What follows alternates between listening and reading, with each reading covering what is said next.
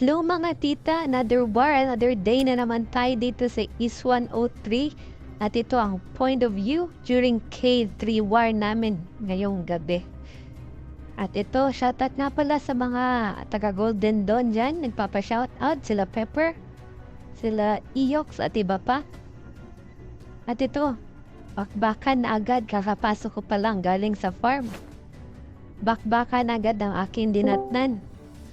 To hinihit ako ni 88, arang king to. Kaya medyo masakit siya. At ito, meron siyang kasama na isa. Pero kaya ko yun si 88. And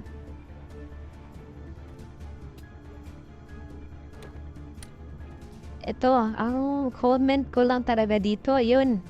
Tingnan nyo gaano karami ang kalaban. Grabe, tapos nakakalito talaga.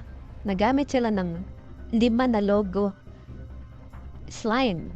Yellow slime. Green slime, yellow slime, Spartan. Tapos yung lion. Tsaka meron pa silang logo na ginamit. Kaya yun, nahihirapan talaga akong mag-adjust dito sinong titirahin. Yan. Ito, Overgrowth PH. Ayan, tingnan nyo, gaano kagulo talaga itong word na to. Ito na talaga yung isa sa pinakamagandang cave ward na nasalihan ko sa East 103. Tingnan nyo kung gaano kaganda yung mga wave na ginawa ng blue crowns at red crowns. Tingnan nyo. Ito, gumawa kami ng wave. Pansinin nyo, ang kalaban, mga red crowns, nasa spot sila kanina ng boss room. Pero nag-state payout na. Gagawa sila mamaya ng another wave to counter this one, itong wave namin. And si Wiho nasa likod pero hindi namin pinapansin. Sabi, napakasakit niyan tapos di kami dyan tatama. Ayan, takbo lang kami. Hulang liningon kay Wiho, takbo. Ayan, habol lang na habol dyan. Yan, yung mga tatama lang tayo, kila Fuki. Yan. Ayan, sumidip lang ako merong sumunod sa likod. Ayun. Grabe, shoutout pala dyan sa mga kayun ko sa Bishop 103. Mga Mad Lads, Secret Heaven, ano po yun? Brigada at saka PH Tanod. Ito si TMMJ.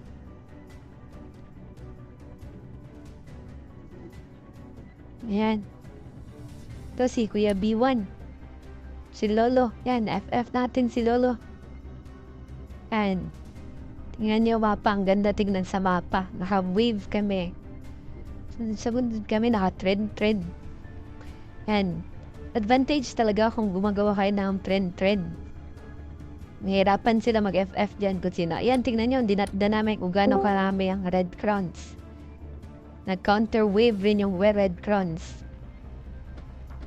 Karami sila pero feeling ko may kulang pa.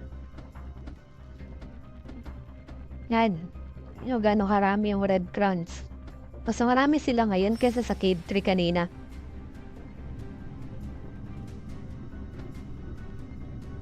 Yan. Ito nabawasan na itong nasa loob kaya medyo onten na.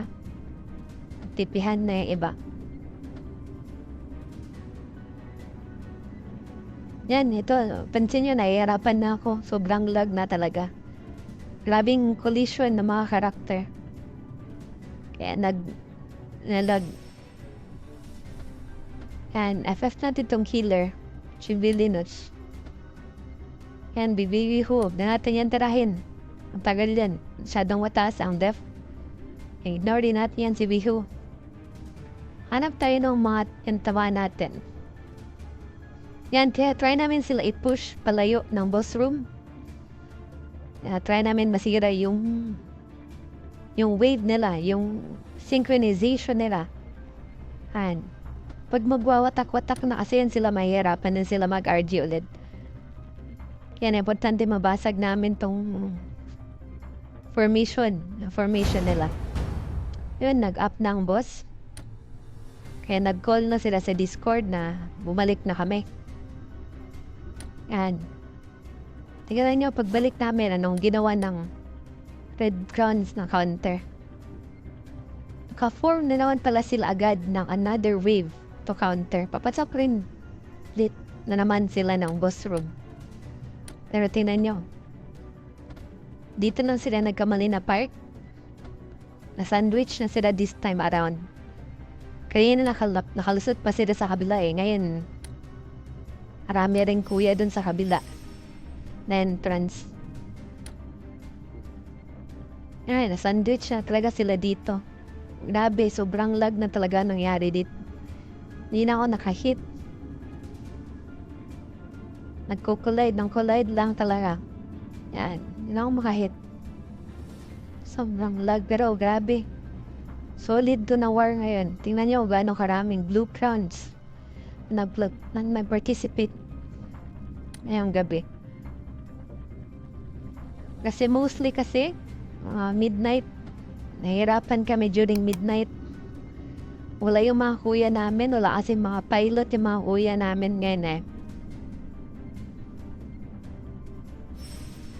Kaya hindi kami nagko-contest mostly ng midnight. Kung tulog yung mga top 10 ranking namin na mga kuya.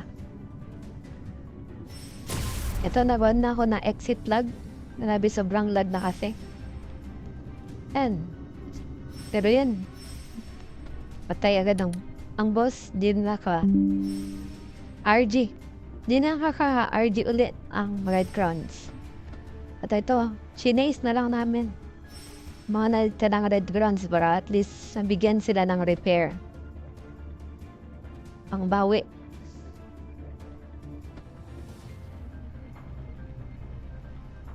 Ayan, grabe, solid ng war ngayong araw. Napakarami. Maraming blue crowns, marami ring red crowns. Ayan, ito pala si 88 yung kanina.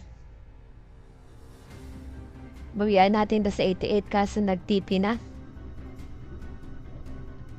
At yun lang po, ngayong araw. Ito na siguro ang last content ko for today. At ayun, hope you din na-enjoy niyo yung first video natin dito sa East 103. Yan lang. See you at my next content. Bye-bye! Bye-bye mga tita!